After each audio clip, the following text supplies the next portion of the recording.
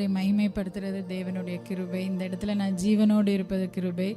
ஏன்னா என் கணவர் சொன்னது மாதிரி அவர் ஜீவனோடு நின்றது ஒரு கிருபைனா நான் நிற்கிறதும் கிருபை தான். ஏன்னா எனக்கும் 2024 பிரஸ்ட் கேன்சர் வந்தது. ஆனால் பார்த்திங்கன்னா ஒரு ஏர்லி ஸ்டேஜில் கர்த்தர் கண்டுபிடிக்க அதை உதவி செய்தார்.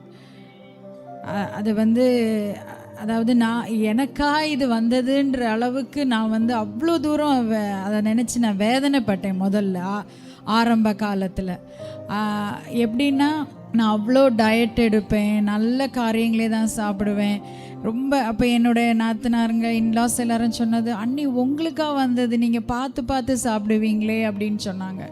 ஆனால் அதெல்லாம் தாண்டி கர்த்தர் என்னை முன்குறித்து என்னை ஜீவனோடு வைத்தது நோக்கத்துக்காக இந்த ஊழியத்திலே கர்த்தருடைய நாமம் எங்கள் மூலமாக மகிமைப்பட்டு கொண்டு இருக்க வேண்டும் என்று சொல்லி என்னை ஜீவனோடு வைத்திருக்கார் என்று தான் நான் சொல்ல முடியும்.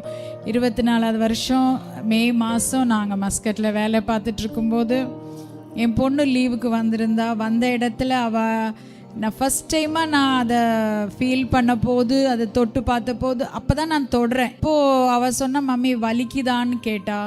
இல்லைன்னு சொன்னேன். சரி அப்போ டாக்டரை பார்க்கணுன்னு பார்த்தப்போ அவங்க இல்லை இது நீங்கள் மேமோகிராம் பண்ணுங்கள், ஏதோ கொஞ்சம் வித்தியாசமாக இருக்குது அப்படின்னு சொன்னாங்க. உடனே நாங்கள் மஸ்கட்லேயே ஒரு மேமோகிராம் பண்ணும்போது அவங்க 90% இது கேன்சர்னு சொல்லிட்டாங்க. கண்டிப்பாக கோர் பயாப்சி, நீடில் பயாப்சி பண்ணணும்னு சொன்னோன்னா எங்களுக்கு ரொம்ப எக்ஸ்பென்ஸ் ஆகும், மெடிக்கல் எக்ஸ்பென்ஸ் ஆகும். அதுக்கு மேற்கொண்டு உள்ள இப்போ கேன்சர்னால் நம்ம அங்கேருந்து ஒன்றும் செய்ய முடியாது. மேற்கொண்டு உள்ள மெடிக்கல் எக்ஸ்பென்சஸ் எல்லாம் நம்ம இங்கே பார்க்குறதா நல்லதுன்னு சொல்லிட்டு சிஎம்சியில் என் மகள் படித்ததுனால அந்த இடத்துல செய்ய பார்த்திங்கன்னா ரொம்ப ஏர்லி ஸ்டேஜ். நான் 2 பிள்ளைங்களும் படித்து முடித்த ஸ்டேஜில் எனக்கு கர்த்தர் இந்த காரியத்தை அனுமதித்திருக்கிறார். அது இல்லாமல் இன்னொரு பெரிய சாட்சி என்னென்னா பார்த்திங்கன்னா, நாங்கள் மஸ்கட்லேருந்து வந்தோம். என் கணவர் அதுக்கு முன்பாகவே இந்தியாவுக்கு இங்கே இருக்கிறாரு. அப்போ எங்கள் கையில் பைசா காரியங்களெல்லாம் ரொம்ப ஒன்றும் கிடையாது.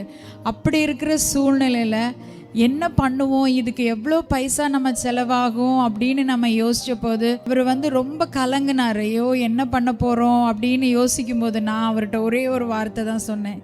நான் ஜீவனுள்ள சாட்சியாக இதை நான் சொல்ல முடியும். எப்படின்னா, எங்கிட்ட ஒரு பைசா இல்லாத சூழ்நிலையில் எனக்கு கிட்டத்தட்ட 4 to 5 lakhs செலவாச்சு. ஆனால் பார்த்தீங்கன்னா எல்லாரும் எங்களுக்கு அனுப்பி கொடுத்தாங்க. எங்கள் ஃபேமிலி ஆகட்டும், எங்கள் ஃப்ரெண்ட்ஸ் ஆகட்டும்.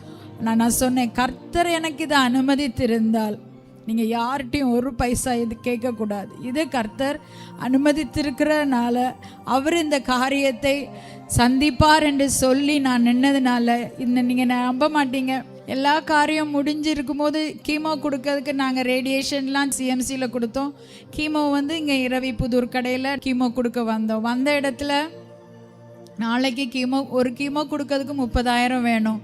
உடனே இவர் என்கிட்ட சொல்வார், மரியும் பைசா ஒன்றும் இல்லையேடி, நாளைக்கு கீமோ கொடுக்க வேணும், பார்த்துக்கலாம்ப்பா, ஜோம் பண்ணுவோம், கர்த்தர் நடத்துவார். ஆனால் நீங்கள் நம்ப மாட்டீங்க, காலையில் 30,000 ஒரு ஆள் போட்டிருந்தார். ஹல்லேலூயா ஹல்லேலூயா. தேவனால் கூடாத காரியம் ஒன்றுமே கிடையாது. ஒவ்வொரு நாளும் இன்றைக்கி நான் ஜீவனோடு இருக்கிறேன்னா அந்த சுத்த கிருபை நிமித்தமாக தான் நான் இருக்கிறேன். கர்த்தர் எங்களை அற்புதமாய் நடத்தினார், அற்புதமாய். அதே போல் என்னுடைய கணவருக்கும் நடந்த அந்த ஆப்ரேஷன் செலவெல்லாம் ரொம்ப ஜாஸ்தி. எங்களால் அதே மாதிரி தான், ஒரு கையில் ஒரு பைசா இல்லை. ஆனால் கிட்டத்தட்ட நாங்கள் டிஸ்சார்ஜ் ஆகி வெளியே வரும்போது எங்கள் கையில் 5 லட்சம் இருந்தது. அவருக்கு கிட்டத்தட்ட ஒரு 7-8 லட்சத்துக்கிட்ட எங்களுக்கு செலவாச்சு.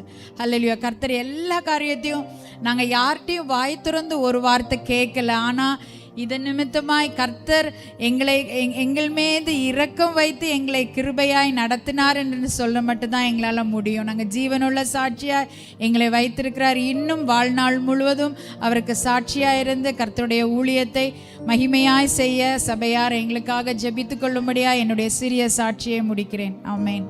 ஹல்லேலூயா. சொல்லுங்க, மீட்பர் உயிரோடு இருக்கிறார். எத்தனை பேர் விசுவாசிக்கிறீங்க? இதெல்லாம் வாழ்ந்து கொண்டிருக்கிற சாட்சிகள், கற்பனையில் கூட நினச்சி பார்க்க முடியாத வியாதிகள், ஆனால் அதிலிருந்துள்ள விடுதலை, அதிலிருந்துள்ள அற்புதங்கள், தொடர்ந்துள்ள பயணங்கள், ஆண்டவரோடு நடக்கிற அனுபவங்கள், இது எல்லாம் நினச்சி பார்க்கும்போ ஆண்டவர் அதிசயமானவர், அதிசயங்களை செய்கிறவர். எத்தனை பேர் விசுவசிக்கிறீங்க? இதுதான் இன்னைக்கு ஆண்டவர் திட்டம் போட்டு அனுப்பி இருக்கிற செய்தி. நல்லா புரிஞ்சுக்கோங்க, அவர் எல்லாவற்றையும் உங்களுடைய வாழ்க்கையிலும் செய்து முடிப்பார்.